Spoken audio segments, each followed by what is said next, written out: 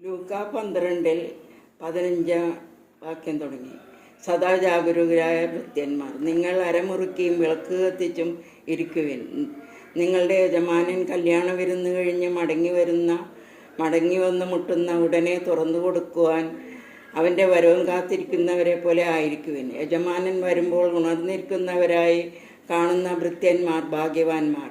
സത്യമായി ഞാൻ നിങ്ങളോട് പറയുന്നു, അവൻ അരമുറുക്കി അവരെ ഭക്ഷണത്തിന് ഇരുത്തുകയും അടുത്ത് ചെന്ന് അവരെ പരിചരിക്കുകയും ചെയ്യും. അവൻ രാത്രിയുടെ 2-ാം യാമത്തിലോ 3-ാം യാമത്തിലോ വന്നാലും അവരെ ഒരുക്കമുള്ളവരായി കണ്ടാൽ ആ ഭൃത്യന്മാർ ഭാഗ്യവാന്മാർ. ഇതറിഞ്ഞുകൊള്ളുവിൻ, കള്ളൻ ഏത് മണിക്കൂറിൽ വരുമെന്ന് ഗൃഹനാഥൻ അറിഞ്ഞിരുന്നുവെങ്കിൽ തൻ്റെ വീട് കുത്തി തുറക്കുവാൻ അനുവദിക്കുമായിരുന്നില്ല.